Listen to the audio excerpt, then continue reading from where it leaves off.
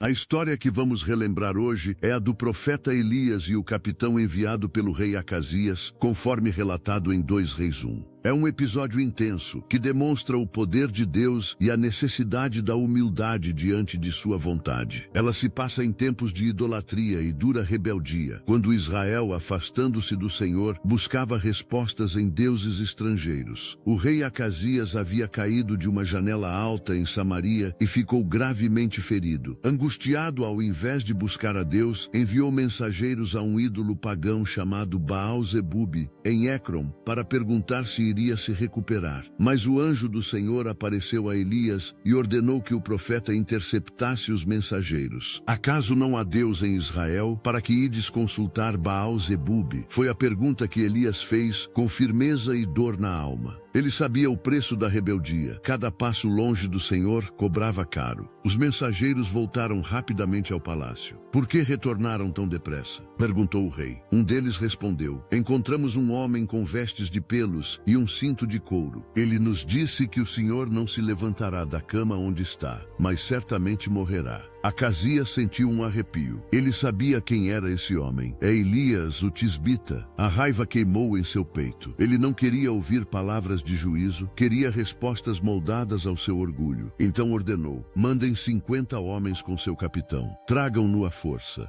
No alto do monte, Elias observava o vento dançar nas encostas e orava em silêncio. Não buscava guerras, apenas permanecer fiel à voz que o chamara. Quando o grupo chegou, o capitão ergueu a voz: homem de Deus, o rei ordena que desças. Elias fitou o céu e respondeu com serenidade: se sou o homem de Deus, desça fogo do céu e consuma-te a ti e aos teus 50. Um clarão poderoso cruzou o horizonte e o fogo caiu. O silêncio após o estrondo era denso demais. Elias fechou os olhos, entristecido, não porque Deus revelara seu poder, mas porque o coração do rei permanecia endurecido. Quando Acasias soube do ocorrido, sua ira subiu ainda mais. Ordenou que outro capitão fosse, com outros 50 homens. Este chegou também ao monte e gritou, com voz imperiosa: homem de Deus, o rei ordena que desças imediatamente. Elias ergueu-se, cansado, e respondeu da mesma maneira: se sou homem de Deus, desça fogo do céu e consuma-te a ti e aos teus 50. E mais uma vez o fogo desceu. A notícia dessa segunda destruição espalhou-se pela cidade como um vendaval. O povo começou a murmurar. Alguns lembravam o profeta como amigo da chuva, o homem que um dia orara e trouxera vida à terra seca. Agora viam a ira divina em ação e temiam. Acasias, no entanto, não se quebrou. Sua dor não o levou ao arrependimento, mas à teimosia. Talvez pensasse que a fé de Elias era apenas desafio humano. Mandou ainda um terceiro capitão, com outros 50 soldados. Quando chegaram ao monte, o capitão desceu do cavalo, ajoelhou-se diante do profeta e disse com voz trêmula: homem de Deus, eu te rogo, poupa a minha vida e a destes 50 servos. Sei o que aconteceu antes. Tem misericórdia. Elias olhou aquele homem e pela primeira vez desde o início viu reverência sincera. Deus enviou então o anjo e disse ao profeta: desce com ele, não temas. Elias levantou-se e acompanhou o capitão de volta ao palácio. No caminho, o capitão o tratou com respeito. Conversaram pouco, mas Elias percebeu a diferença de coração. Senhor profeta, disse o capitão, eu vi o que o rei mandou, mas temo a palavra que vem do Altíssimo. Não quero ser tolo aos olhos de Deus. Elias respondeu com calma: o temor do Senhor é o princípio da sabedoria. O homem que se humilha será guardado mesmo em meio ao juízo. Foi uma jornada silenciosa até Samaria, cada passo ecoando como lição sobre a distância entre orgulho e obediência. Diante do rei, Elias falou o que o Senhor mandara. Assim diz o Senhor: porque mandaste mensageiros consultar Baal-Zebub, como se não houvesse Deus em Israel, não te levantarás do leito em que estás, certamente morrerás. O silêncio no palácio foi profundo. Mesmo os guardas pareceram hesitar em respirar. O rei, pálido, desviou o olhar e não respondeu. Dias depois, sua saúde declinou e a palavra de Deus cumpriu-se. Não por vingança, mas porque cada decisão contrária à verdade tem consequência. Muitos anos depois, as pessoas ainda contavam essa história, não para exaltar o fogo do céu, mas para lembrar o poder da obediência e da humildade. Elias, o profeta que falava com Deus como quem fala com um amigo, nunca buscou fama, buscou fidelidade. Naquele monte, havia aprendido que o poder de Deus não está em destruir, mas em advertir o coração para que não se perca. O terceiro capitão, em sua rendição sincera, mostrou o caminho que todo ser humano deve escolher diante do Altíssimo: abaixar a cabeça, reconhecer a soberania divina e confiar. Essa história ainda ecoa hoje, em dias em que o orgulho muitas vezes fala mais alto que a fé. Quantas vezes buscamos respostas em lugares errados, em conselhos vazios, em forças humanas, esquecendo que há um Deus vivo disposto a ouvir. Acasias queria um milagre sem arrependimento. Elias nos mostra que o milagre verdadeiro começa quando o coração se curva diante do Criador. Deus não mudou. Ainda fala em voz mansa, mesmo depois do trovão. Ainda busca pessoas que, como o terceiro capitão, tenham coragem de se ajoelhar e dizer: Senhor, tem misericórdia. Talvez o fogo do céu hoje caia de outra forma. Não como destruição, mas como luz que consome a escuridão da dúvida e reacende a fé. Cada vez que escolhemos confiar, mesmo cansados ou feridos, um milagre se renova dentro de nós. Que essa história nos lembre de olhar para o alto não em busca de respostas mágicas, mas de direção verdadeira. O mesmo Deus que sustentou Elias continua sustentando aqueles que o buscam com sinceridade. Se você sentiu o coração aquecido por esta mensagem, curta e compartilhe para que mais pessoas sejam inspiradas pela fidelidade e esperança que vem do Senhor.